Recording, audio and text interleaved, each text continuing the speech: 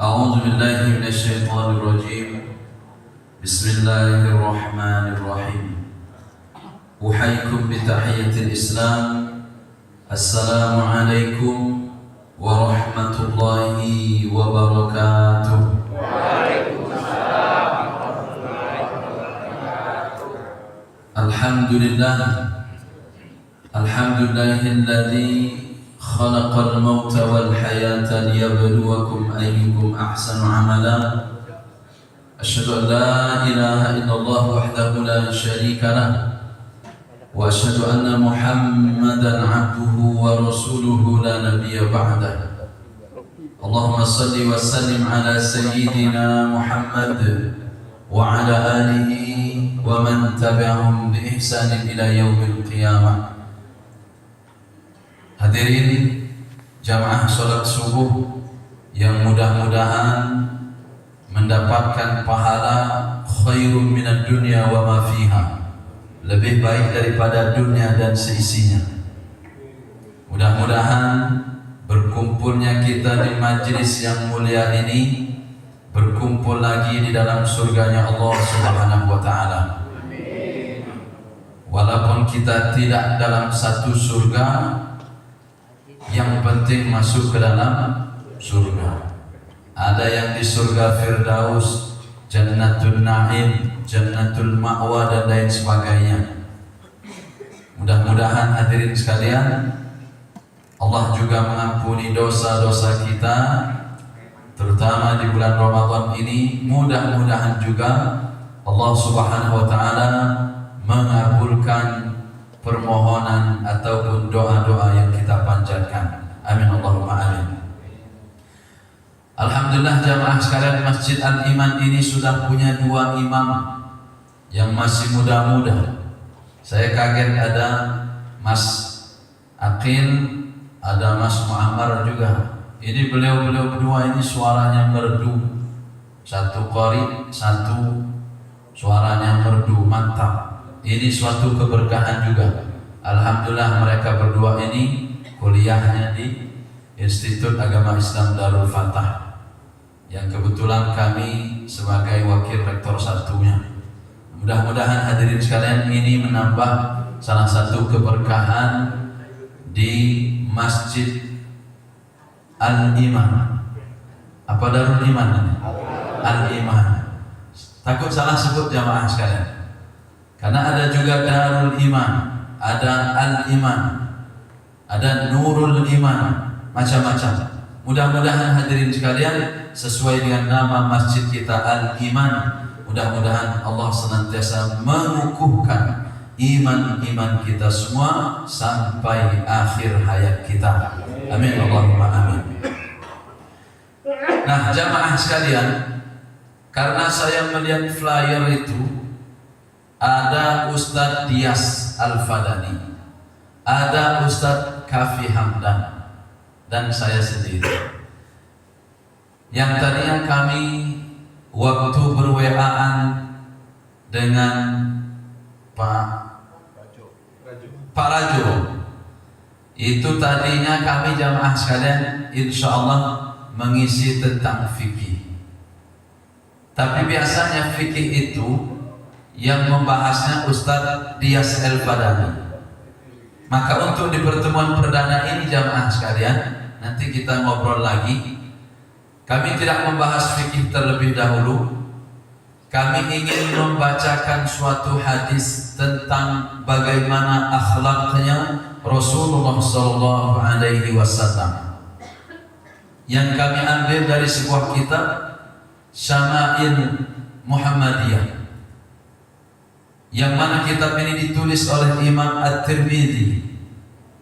Beliau merangkum bagaimana mulai dari fisiknya Rasulullah sampai akhlaknya, bahkan cara makan beliau pun ada di dalamnya. Mungkin di antara jamaah sekalian pernah, tapi kami hanya ingin mengambil satu hadis di dalamnya jamaah sekalian, yang mudah-mudahan ini menjadi salah satu bekal di dalam kehidupan kita semua. Karena kata Nabi, akmalul mu'minina imanan ahsanuhum khuluqan. Orang yang paling sempurna imannya, kata Nabi, itu adalah yang paling baik akhlaknya. Jadi ukuran iman seseorang itu, jamaah sekalian, akan terpancar bagaimana perilakunya. Jadi walaupun dia rajin sholat 5 waktu, tapi kalau mulutnya masih suka mencaci, mencela, mencerca, ada yang bermasalah dengan sholatnya. Kalaupun dia puasa Ramadan setiap tahun, tapi dia masih bakhil, susah untuk berinfak, susah untuk bersedekah. Kemudian juga orang yang masih sombong, angkuh. Padahal kata Allah, wala tamshi fil ardi maraha. Jangan kalian berjalan di muka bumi ini, kata Allah, dengan angkuh, dengan sombong. Orang yang masih angkuh, sifat sombongnya tidak pernah hilang dari dalam dirinya, ada yang bermasalah berarti dengan puasa-puasanya, dengan solat-solatnya, ataupun dengan tilawah-tilawahnya.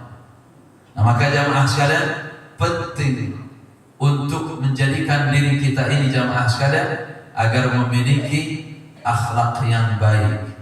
Maka Nabi Muhammad, jamaah sekalian, itu dijamin oleh Allah Subhanahu wa taala bahwa Nabi, sebagaimana dalam surah Al-Qalam, benar-benar memiliki akhlak yang agung atau perilaku yang agung.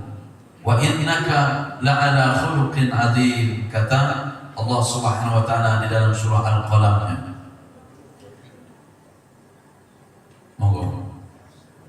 Silakan Pak. Di depan Pak, masih kosong Pak. Monggo.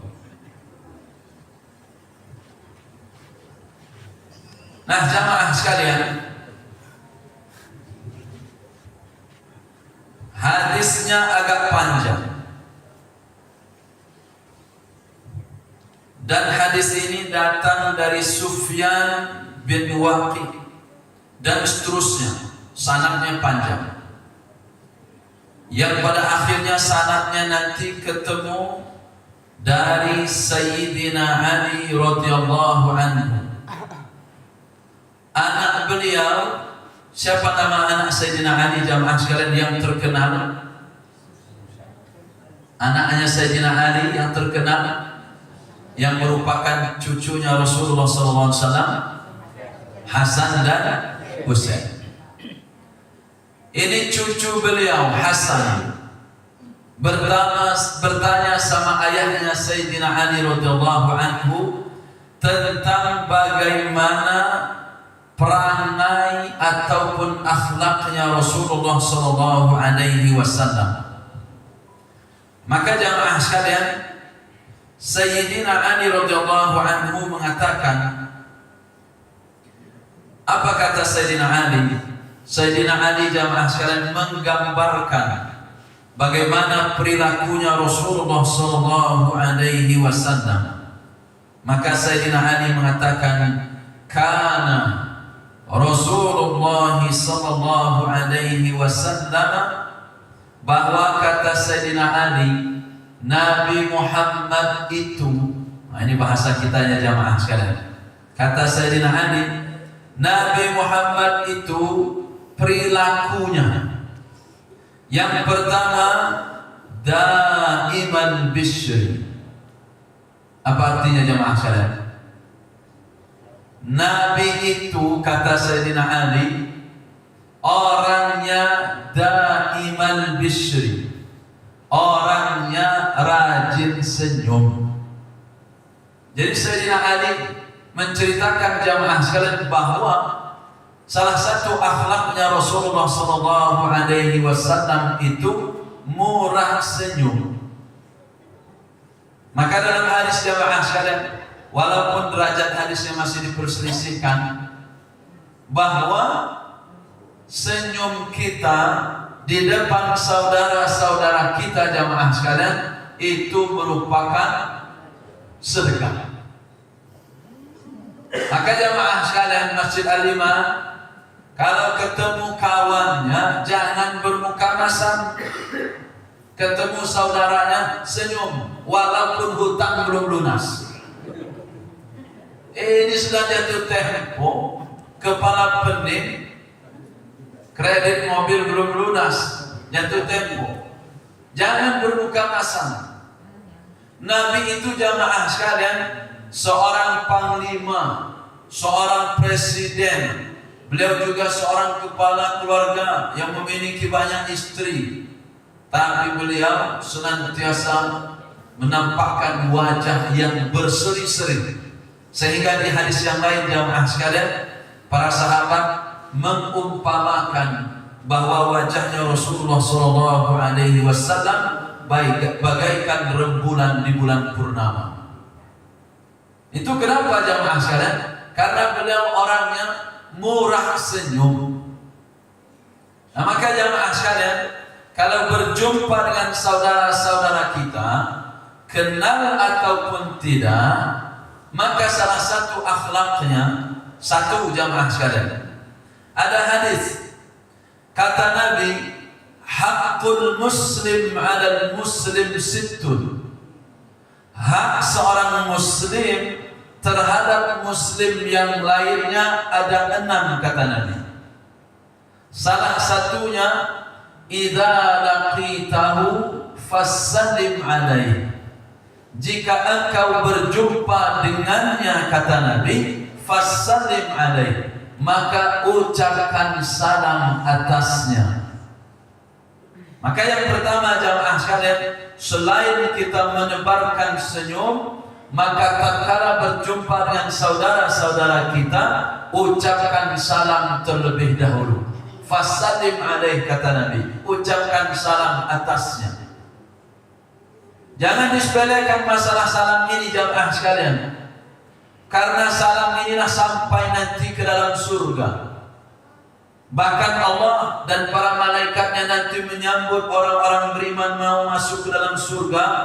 Salamun qawlan min rabbir rahim wamtazul yawma ayyuhal mujrimun. Ada yang hafal surah itu jamaah sekalian? Surah apa itu? Yasin. Ayat yang ayat keberapa Bu? Ayat 58. Salamun qawlan min rabbir rahim. Allah itu nyambut kita, assalamualaikum, keselamatan atas kalian wahai orang-orang yang beriman. Hari ini kalian selamat sehingga kalian masuk ke dalam surga. Assalamualaikum. Begitupun penduduk-penduduk surga nanti jamaah sekalian, ucapan yang banyak terdengar adalah ucapan-ucapan salam. Maka Nabi jamaah sekalian dalam hadis yang lain, Nabi mengatakan, afsus salam, tebarkan salam kata Nabi. Wa at'imut ta'am, beri makan. Wasilul arham, sambung silaturahim. Wassallu bil laili wan nasu niyam, salatlah kalian di waktu malam tatkala kebanyakan manusia sedang tertidur. Apa jaminan dari Nabi? Kalau rajin mengucapkan salam, ifsa'us salam namanya, kemudian memberi makan, silaturahim, salat malam minimal 2 rakaat. Apa jaminan dari Rasulullah SAW? Kata Nabi, tadkhulul jannata bisalam. Kata beliau, niscaya kalian akan masuk ke dalam surga penuh dengan keselamatan. Maka jamaah sekalian, jangan sepelekan. Ternyata salam, kemudian nanti kita senyum bertemu dengan saudara-saudara kita, ini merupakan akhlak dari Rasulullah SAW, dan juga salam yang kita ucapkan merupakan salah satu jalan masuk ke dalam surganya Allah Subhanahu wa ta'ala. Jangan sepelekan jamaah sekalian. Ketemu Pak Haji Rajo, assalamualaikum Pak Haji Rajo, apa kabar? Salam. Assalamualaikum Pak Haji. Assalamualaikum Pak Ketua. Ucapkan salam jamaah sekalian. Menebarkan salam ini merupakan perintah dari Rasulullah sallallahu alaihi wasallam. Yang pertama jamaah sekalian, itu akhlak Nabi. Jadi walaupun mukanya jelek, kalau orangnya rajin senyum, enak mandangnya Pak. Tapi kalau sudah muka jelek, tampang sombong, tambah benci orang yang melihat. Ya nggak Pak? Dan hebatnya jamaah sekalian, apalagi orang ini ngucapin salam, ada orang asing. Kita duduk misalnya, Assalamualaikum Pak Haji. Padahal kita nggak kenal dengan orang tersebut. Dia ngucapin salam, di dalam hati kita mesti ada prasangka baik. Oh, ini orang baik. Orang mana ini kira-kira? Mesti itu. Wong maling aja jamaah sekalian, kalau ngucapin salam, kemudian dia senyum, kita nggak nyangka kalau dia itu maling. Apalagi orang baik. Kan pernah kejadian di beberapa. Pernah dulu di Masjid Gunung Terang, Raja Basah. Padahal dia itu maling, ikut sholat berjamaah dulu, tapi duluan dia bubar. Assalamualaikum Pak Haji, katanya duduk begitu, sambil dorong-dorong motor, sambil senyum-senyum dia. Assalamualaikum Pak Haji, katanya dorong-dorong motor. Pak Haji ini nggak nyangka kalau itu maling motor. Dia nggak pernah sangka, salam kemudian senyum sambil mundur-mundurin motor, padahal itu motor malingan dia. Nah setelah pergi, lalu Pak Haji ini kan hanya melihat-lihat motor saja parkir.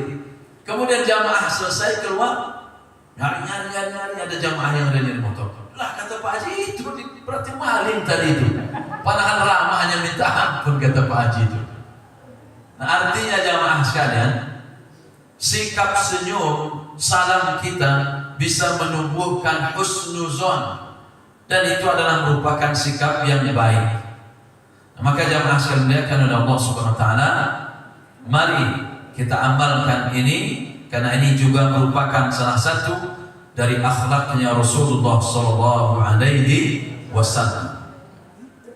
Yang kedua jamaah sekalian, karena Rasulullah sallallahu alaihi wasallam daiman bishr, murah senyum, sahlal khuluq. Yang kedua, Nabi itu lemah lembut, tidak kasar. Termasuk bicaranya jamaah sekalian, kalau tidak dalam kondisi tertentu, karena beliau tegas. Tapi kalau ngobrol, kalau ngajak orang dan lain sebagainya, orangnya lemah lembut. Walaupun dia orang Lampung, walaupun dia orang Palembang, tapi ngomongnya lemah lembut. Walaupun dia orang Semenda, orang Batak, lemah lembut.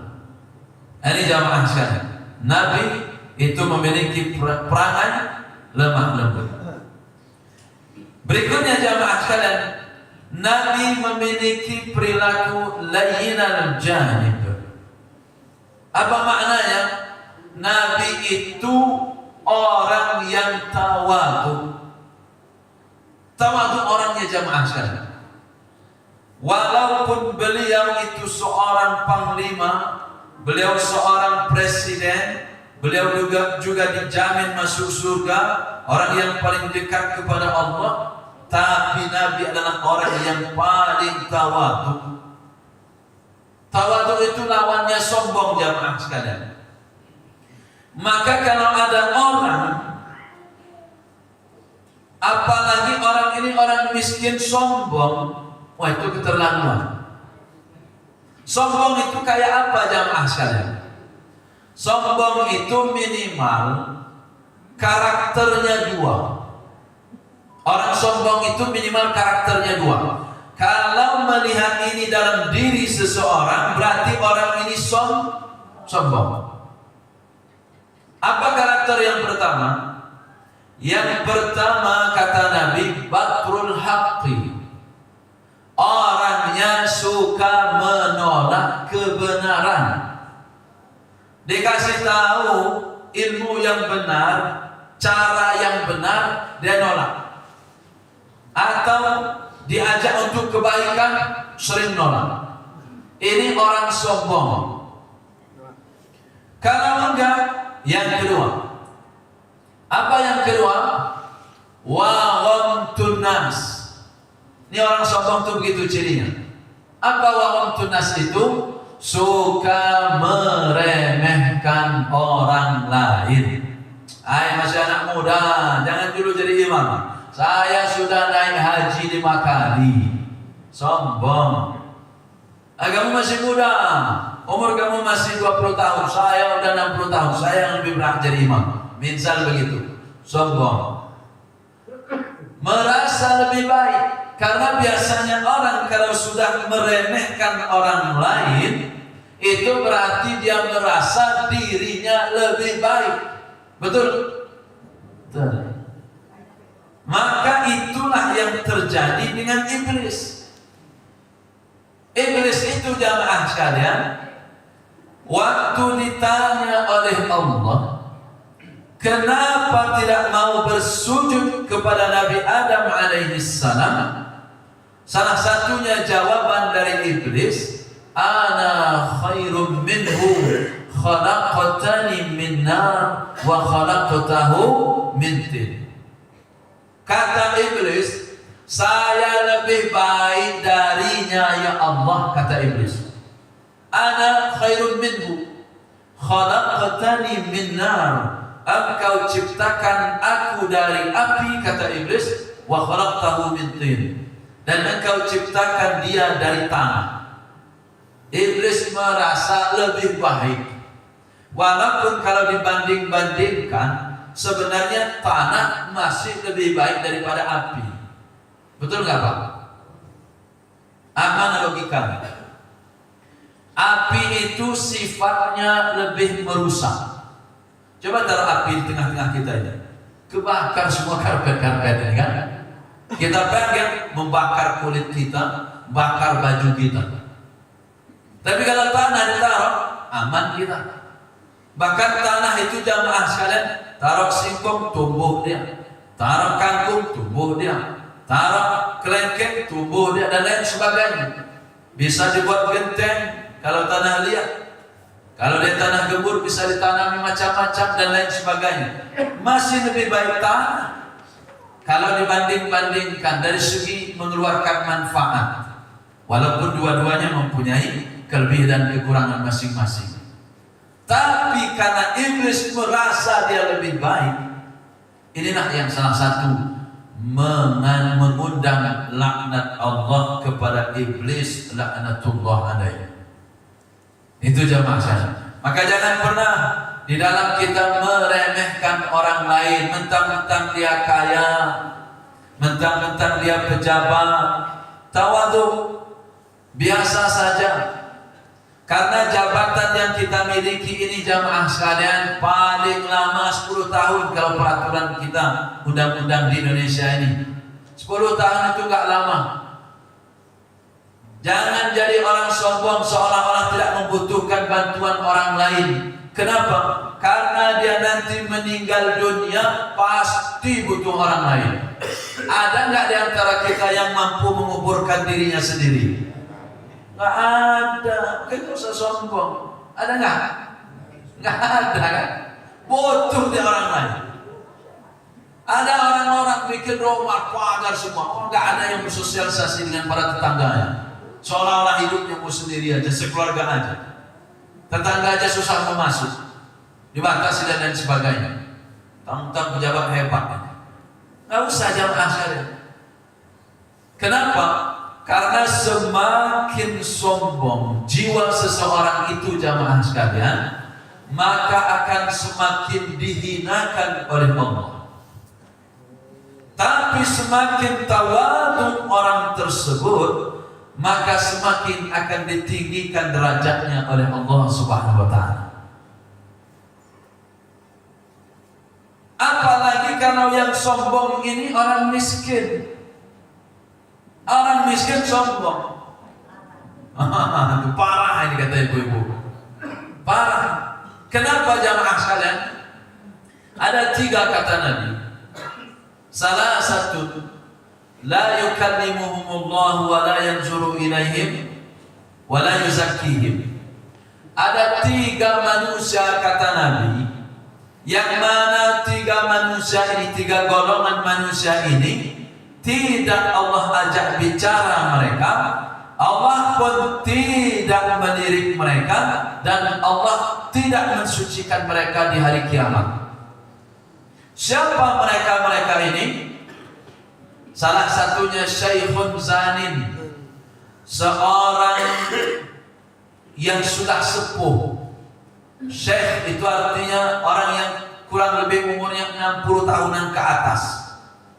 Zanin, seorang yang sudah sepuh, baik laki-laki maupun perempuan, tapi masih suka berzina. Na'udzubillah.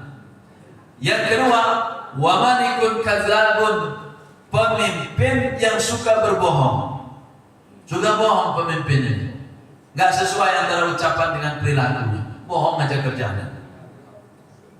Banyak pemimpin gini di negeri Indonesia, pekonoha katanya. Yang ketiga jamaah sekalian, apa yang ketiga? Wa'aidun mustakbirun. Yang ketiga, orang yang tidak Allah ajak bicara, tidak Allah sucikan mereka, juga Allah tidak melirik mereka. Siapa yang ketiga? Wa'aidun mustakbirun, kata Nabi, yaitu keluarga miskin yang sombong. Jadi keluarga miskin yang sombong, orang miskin yang sombong. Kalau orang kaya sombong masih ada mendingnya, walaupun tidak boleh. Kenapa jamaah sekalian? Karena sombong ini akan mengikis amal-amal kita, dan Nabi mengatakan la yadkhulul jannata man kana fi qalbihi dzarratun minal kibr. Allah tidak akan memasukkan seseorang ke dalam surga yang di dalam hatinya ada kesombongan walaupun sedikit. Nah, maka jamaah sekalian yang dimuliakan oleh Allah Subhanahu wa taala, mudah-mudahan kita semua senantiasa belajar menjadi orang-orang yang tawadhu, orang yang rendah hati, bukan rendah diri, tapi rendah hati. Dia boleh saja punya jabatan tinggi, punya kekayaan yang banyak, punya harta dan lain sebagainya, tapi orangnya tetap tawadhu, biasa saja, mau bergaul dengan orang-orang miskin, menyapa para tetangga dan lain sebagainya, ngobrol dengan orang-orang bawahan dan lain sebagainya, biasa, low profile. Ini jamaah sekalian.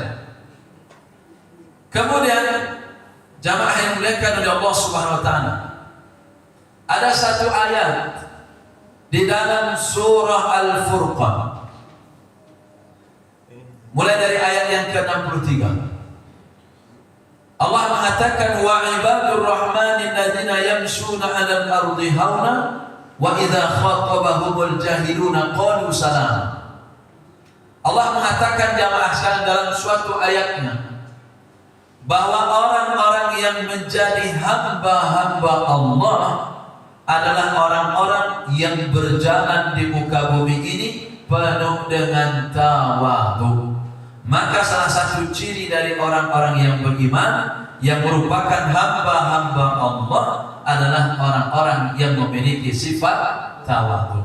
Mudah-mudahan hadirin sekalian, sifat ini bisa kita miliki semuanya. Amin Allahumma amin.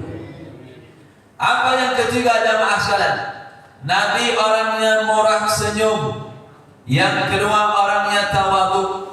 Yang ketiga, laisa bifazzin wala ghalizin. Orangnya tidak bengis dan juga tidak kasar. Nabi itu lemah lembut tadi, kemudian orangnya tidak kasar. Yang tak kasar dalam bersikap ataupun kasar dalam berkata dan lain sebagainya. Wala sakhabin wala fahashin. Nabi tidak lantang kalau ngobrol, wala fahashin, dan juga tidak mengeluarkan kata-kata yang keji. Jadi Nabi itu enggak ngeluarin kata-kata yang kotor jamaah sekalian. Apa kalimat-kalimat kotor itu? Kalimat-kalimat kasar itu jamaah sekalian apa saja? Banyak sebenarnya. Kalau kita lihat apalagi kalangan, terkadang masih banyak anak didik kita jamaah sekalian yang suka mengeluarkan kata-kata yang kotor, kata-kata yang jorok. Ada yang menyebutkan kemaluan. Sering dengar jamaah sekalian orang ngomong gitu? Sering. Ada yang suka nyebutin binatang najis. Dasar babi katanya. Ya kan?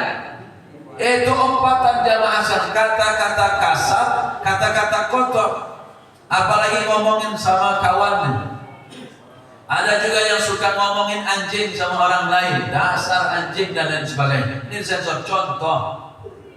Ini contoh jamaah sekalian. Kalau masih ada di antara jamaah sekalian suka ngomong seperti ini, itu jiwanya bermasalah. Orang yang suka ngomong kasar, umpatan-umpatan, dasar anjing, babi, kampret, kampang, segala macam. Itu na'udzubillah min. Kenapa saya nyebutin itu? Contoh. Karena kadang-kadang orang Indonesia ada yang disindir-sindir, nggak paham. Itu contoh kalimat-kalimat kasar kotor. Itu bagian dari fahisyah itu. Anak-anak ini kadang-kadang masih ada, apalagi yang suka mendiam itu kadang-kadang jamaah sekalian. Sambil, oh anjing kalah saya katanya.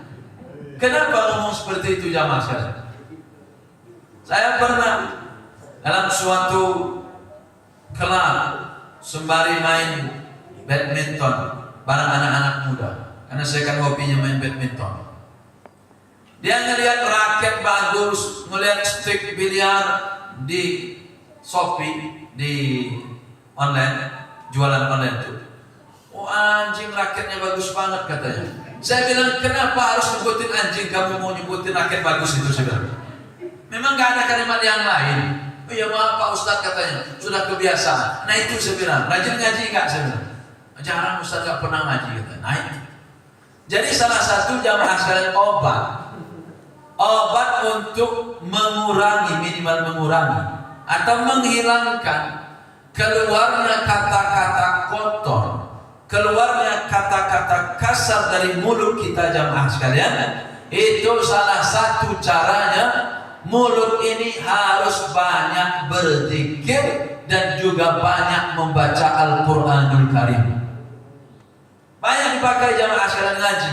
Karena dipakai ngaji, dia akan menjadi syifa'un wa rahmah, akan menjadi obat, termasuk obat mulut-mulut yang suka mencaci, mencela, mencerca, menghibah. Ada mulut yang hobi ngomongin keburukan orang lain. Salah satu caranya adalah rajin baca Al-Quran. Kata-kata kotor akan pergi, yang datang adalah kalimat-kalimat thayyibah, kalimat-kalimat yang baik. Maka orang-orang yang jamaah sekalian yang suka ngomong-ngomong kasar, kotor itu mesti jarang baca Quran. Jangan-jangan gak pernah zikir subhanallah bihamdi, subhanallahil azim dan lain sebagainya. Kurang zikirnya jamaah sekalian. Maka mudah-mudahan Allah Subhanahu wa taala menjadikan lisan-lisan kita ini menjadi lisanun dzakirun, lisan yang senantiasa berzikir. Amin Allahumma amin. Dan mudah-mudahan Allah menjadikan hati-hati kita semua hati yang qalbun syakirun, hati yang senantiasa mampu bersyukur. Amin Allahumma amin. Ingat ini jamaah sekalian, Nabi tidak pernah berkata-kata yang kasar, kotor. Wala ayyabin wala musyahid. Nabi tidak mencela. Nabi itu jamaah sekalian tidak suka beliau mencela, walaupun ada sesuatu di depan mata beliau yang beliau tidak sukai. Maka salah satu adab di dalam Islam jamaah sekalian, jangankan mencela manusia, celananya roknya seperti umbul-umbul misalnya, jangan dicela. Kalau jamaah sekalian tidak suka, diam aja. Kalau mau dibenarin, bisikin aja sama orang tersebut. Kayaknya ibu ini cocoknya kalau pakai baju biru, jilbabnya biru bu. Jangan jilbabnya biru, kemudian bawahnya misalnya merah, di bawahnya lagi hijau, sendalnya pun jadi putih, mirip umbul-umbul. Misalnya gitu. Bisikan berdua saja, jangan diomongkan di depan umum. Kenapa? Nanti dia malu, kemudian dia jadi stres, nanti depresi dengan ucapan ibu itu jamaah sekalian. Maka salah satu adab di dalam menasihati seseorang itu jangan di depan umum. Termasuk Imam Asy-Syafi'i itu paling gak suka kalau dikritik di depan umum begitu.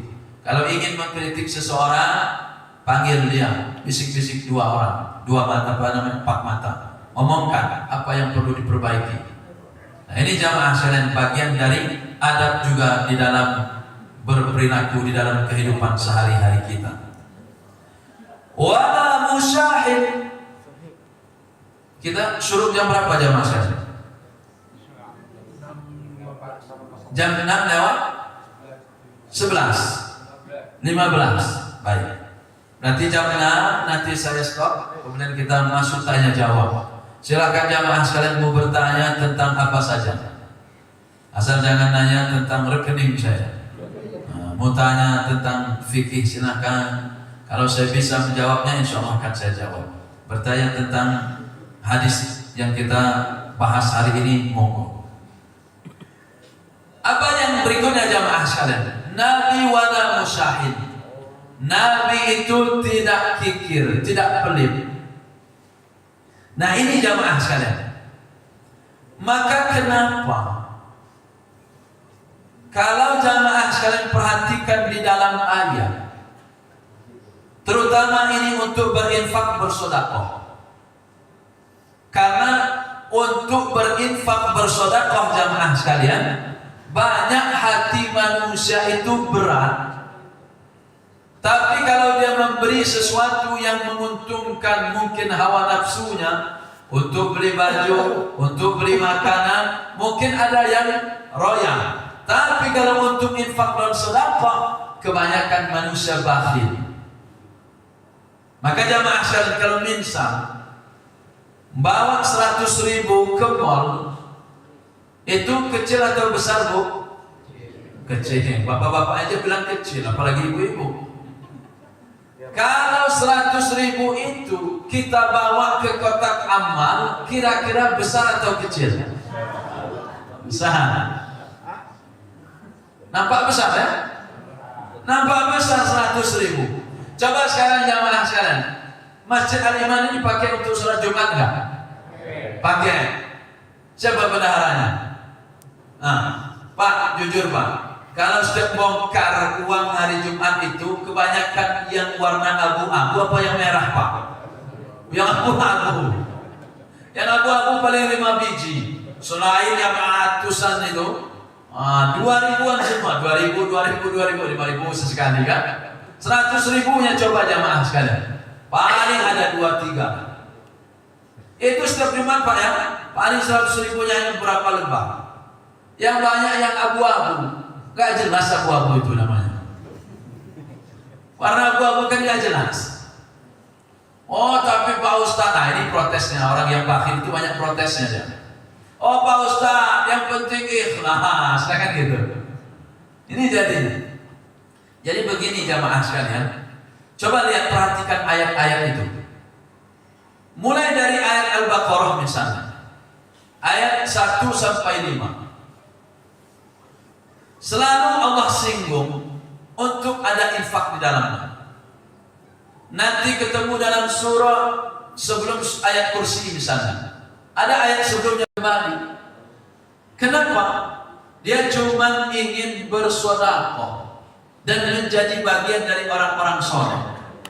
Maka sebagian para ulama kita mengatakan jamaah sekalian, ayat ini menunjukkan bahwa penyesalan terbesar orang-orang yang meninggal dunia salah satunya kurang banyak bersedekah. Maka sebelum jamaah sekalian kematian itu menjemput kita semua, mari kita berusaha untuk memperbanyak sedekah dan juga memperbanyak infak kita semua. Mudah-mudahan jamaah sekalian, infak-infak yang kita berikan itu akan mendatangkan pahala, membantu kita nanti di padang mahsyar, membantu kita di alam kubur. Karena harta-harta yang kita makan akan menjadi kotoran, harta yang kita belikan untuk pakaian akan menjadi usah. Mana yang akan mengikuti kita sampai hari kiamat? yaitu harta yang kita belanjakan, yang kita keluarkan di jalan Allah Subhanahu wa taala. Ada harta yang nempel di masjid, ada harta yang nempel di Al-Quran, ada harta yang nempel di harta wakaf, ada yang nempel di anak yatim, ada yang nempel di orang-orang miskin, ada yang nempel di orang-orang fakir. Itulah harta-harta yang akan menolong kita nanti di hari kiamat, yang akan mampu menjauhkan kita dari azab Allah Subhanahu wa taala. Maka jemaah sekalian, jangan menjadi orang yang bakhil. Belajar untuk menjadi orang yang dermawan. Karena manusia ini jemaah sekalian, rata-rata lebih dominan bakhilnya dibandingkan dermawannya. Kira-kira jemaah Masjid Al-Iman lebih suka memberi atau lebih suka diberi? Kalau dapat bantuan 600.000, senang nggak jemaah sekalian? Mau nggak? Mau. Coba nanti bantuan itu jemaah sekalian salurkan sebagiannya untuk Palestina misalnya, salurkan untuk pembangunan masjid, maka nampak mungkin akan terasa berat di sebagian jiwa kaum muslimin. Maka untuk mencapai derajat ketakwaan itu, dia harus melawan sifat bakhilnya dengan mengeluarkan infak dan sedekahnya. Mudah-mudahan jemaah sekalian kita semua menjadi bagian dari orang-orang yang rajin berinfak bersedekah. Yataghafalu amma la yastahi. Nabi tidak mencela apa-apa yang tidak disukainya. Wala yu'isu minhu rajihi wala yukhayyabu fihi. Nabi adalah orang yang tidak membuat kecewa orang yang berharap kepada dirinya. Jadi Nabi itu jamaah sekalian, kalau ada orang yang berharap kepada beliau, beliau tidak mengecewakannya, berusaha untuk memenuhinya. Apalagi kalau kita sudah berjanji jamaah sekalian, maka berusahalah untuk memenuhi janji tersebut. Karena Nabi itu orangnya tidak PHP, tidak memberikan harapan palsu. Apalagi kalau beliau sudah berjanji, beliau pasti menepati. Nah, maka di antara kita jamaah sekalian, kalau ada di antara kita yang sudah berjanji, maka berusahalah untuk menepati janji yang sudah ditunaikan, agar tidak mengecewakan orang-orang yang telah membuat kesepakatan kepada kita. Mudah-mudahan jamaah sekalian, kultum ataupun kuliah subuh yang sudah kami berikan pada pagi hari ini bermanfaat bagi kami sendiri dan bagi para jamaah sekalian. Maka monggo kami berikan 3. Yang lebih kuat itu masna masna, 2, 2, 2, 2, 3 dibandingkan 4, 4, 3. Pendapat yang lebih kuatnya 2, 2. Sah nggak yang 4, 4, 4, 3? Sah dulu. Kalau kita kan enggak, gaspol sampai witir. Ini kadang-kadang ayat saya tadi malam tunggu isi denata. Baru salam, assalamualaikum warahmatullahi wabarakatuh, assalamualaikum warahmatullahi wabarakatuh. Allahumma sholli ala Muhammad. Langsung belum baca nafas baru salam. Allahumma sholli ala Muhammad. Cepat benar ini binangnya, nggak sabar. Nah, tarwihah jamaah santai mestinya. Jadi jangan buru-buru. Jadi kalau imam misalnya Mas Akil atau Mas Mamarnya habis 4 rakaat, 2 salam, lah istirahat dulu, minum dulu. Buat kopi dulu, mestinya begitu. Kalau kita kan enggak, terlambat. Lah benar, kalau mengambil dari kata tarawihnya itu Pak, artinya istirahat santai. Ada istirahat dalamnya. Kalau kita kan enggak, gaspol. Habis itu baru istirahat, kan gitu. Jadi nanti kebiasaan beliau dalam sholat malamnya begitu. 4 rakaat beliau istirahat. Kadang tiduran dulu beliau, baru bangun lagi. Makanya kata Aisyah, jangan tanya bagaimana baiknya dan panjangnya sholat Nabi itu. Rakaat pertama surah Al-Baqarah jamaah sekalian. Pernah nggak di sini ini surah Al-Baqarah full, 1 rakaat itu full surah Al-Baqarah, 2,5 juz. Saya aja baca Siapa misalnya imam baca surah An-Naba aja udah banyak yang batuk jamaah sekalian. Mau ada imam biar cepat selesai. Katanya kan? Itu hati-hati kalau yang suka mode-mode imam tuh batal sholatnya. Oh ya kan? Ada yang cecak batuk, ada yang pura-pura bersihnya sering benar lagi. Kan keganggu imamnya. Akhirnya imam cepat-cepat nanti. Nah, jangan bisa batal jamaah sekalian. Kalau niat ingin mengode imam biar cepat itu, sabar aja. Karena Nabi itu jamaah sekalian dijamin masuk surga, tapi sholatnya jangan tanya. Sholat 1 rakaat aja Al-Baqarah diempat, lanjut habis itu surah Ali Imran, luar biasa. Nah pertanyaannya, kita sudah sholat nih, katakan di sini 2, 3, udah witir.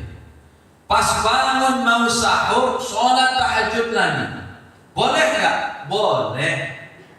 Sholat tahajud, nafilatan lak, sebagai tambahan bagi kita. Nah masalahnya, apakah dia witir lagi atau dicukupkan di dalam witir waktu sholat tarawih? Maka kata Nabi, la witrani fil lailah.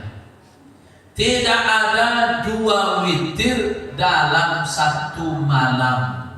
Berarti kalau Pak Haji sudah witir di sholat tarawih, waktu sholat malam nanti tidak perlu witir. Dah gitu aja. Tapi kalau nanti minta habis sholat tarawih nggak witir, niatnya nanti witir di sepertiga malam, tinggal mundur aja, pulang duluan. Habis itu ditutup witir waktu sholat malam, baru tutup witir. Begitu caranya. Jadi tidak ada witir dalam 1 malam kata Nabi. Berarti witirnya sekali. Kalau kita sholat tahajud nanti, maka nggak perlu ditutup dengan witir. Begitu Pak. Jadi sekarang nggak usah ragu, nggak usah ragu, harus pulang. Allah a'lam bishawab. Silakan. Haji. Assalamualaikum warahmatullahi wabarakatuh. Waalaikumsalam warahmatullahi wabarakatuh. Saya sering Keliling. Ya. Jadi saya ini sehubungan saya sering keliling ke tarawih Pak, Ya. di setiap masjid. Jadi saya pernah menemukan witir. Ada yang dia 3 rakaat tapi 2 1. Nah itu gimana 2? Ada nggak 2 kira-kira witir kan 2 itu genap berarti. Demikian terima kasih Pak. Ya. Baik jamaah sekalian. Ada orang yang witir 2-1. Ya memang ini dalam ranah ikhtilaf jamaah sekalian. Dalam mazhab itu memang ada, terutama dalam mazhab Syafi'i membuat begitu. Tapi saya lebih setuju bahwa memang witir itu sebagaimana kalimatnya, artinya adalah ganjil. Maka jamaah sekalian, mulai dari berapa hitungan witir itu minimal 1. Habis itu 3, habis itu 5, bisa 7, bisa 9. Witir jamaah sekalian. Pernah nggak jamaah sekalian sholat witir 9 rakaat? Nah, coba-coba dulu. Tapi jangan lupa jamaah sekalian, udah rakaat ke-7 lupa ini udah berapa rakaat. Nah itu kacau nanti. Mesti harus kuat tuh. Allahu Akbar. Boleh begitu? Boleh. Buka fikih sunnah. Nah itu jamaah sekalian. Minimal 1. Maka sebenarnya satunya itu yang witir. Berarti itu 2, habis itu 1. Nah itulah witirnya sebenarnya, penutupnya. Maka Bilal itu, ya Allah terlepas dari itu semua. Ini karena perbedaan. Tapi dari segi bahasa witir, makanya ada kalimat wasyafa'i wal watar dalam surah Al-Fajr. Wasyafa'i wal watar. Allah bersumpah dengan bilangan genap dan bilangan ganjil. Watar, witir. Ganjil artinya, maka yang namanya ganjil dimulai dari 1, 3, 5 terus sampai ke atas. Nah itu tadi. Jadi kalau salat tapi sah itu salat sah. Tapi yang benar dihitung ganjil itu ya 1-nya. Terlepas itu wallahu a'lam bishawab dari perbedaan pendapat yang ada. Nah, Tapi sah itu sah. Begitu Pak Haji. Allah a'lam bishawab. Silakan yang lain. Ibu-ibu, monggo. Ibu-ibu belum ada perwakil. Monggo silakan, enggak apa-apa. Ya, silakan. Kalau nggak ada lanjut. Ya. Kadang-kadang niatnya itu kadang-kadang ada perbedaan, Pak. Yang 2 rakaat itu. Nah, ini jamaah sekalian. Maka kalau seandainya ada yang 2, ini niat witir tapi kok genap. Nah, akhirnya kan begitu. Maka jamaah sekalian, niatkan saja untuk terus melanjutkan sholat tarawihnya. Nanti yang terakhir niatkan itu baru witir. Apakah nanti menyelisih iman? Tidak. Insya Allah tidak menyelisih iman. Maka lakukan saja. Kalaupun seandainya mau diniatkan untuk witir, Allah yang maha tahu. Yang jelas Allah jamaah sekalian itu mengetahui. Kalaupun kita tidak lafazkan niat, atau kita misalnya dalam keadaan tidak memahami secara maksimal, tapi karena niat ikhlasnya untuk mendekatkan diri kepada Allah, itu sudah catat pahala. Nah, jadi gak usah khawatir tentang itu. Allah a'lam bishawab. Silakan yang lain. Masih ada 2 menit lagi, 3 menit lagi. Silakan jamaah sekalian, masih ada? Siapa yang mau nanya? Ya nggak apa-apa, kalau ibu-ibu nggak ada, bapak-bapaknya lagi. Masih ada jamaah sekalian? Oh, ada ibu-ibu. Silakan. Monggo, Pak. Ininya, mic-nya.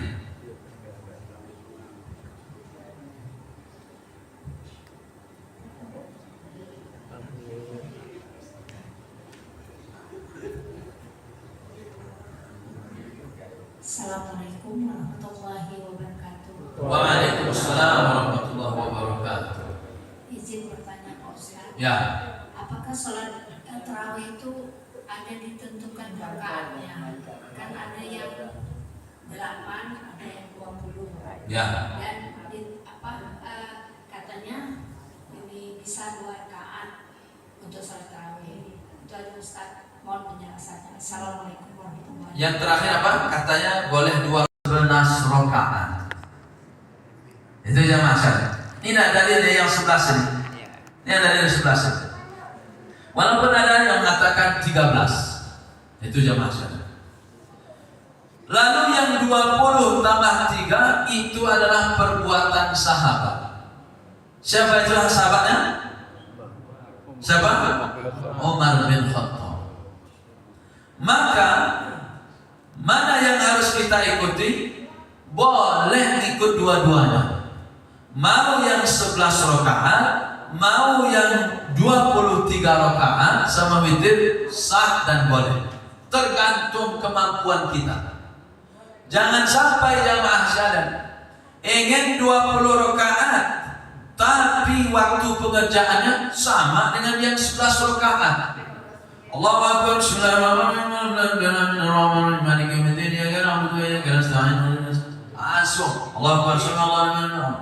bahkan ada iman qoma ini tak terjadi perselisihan.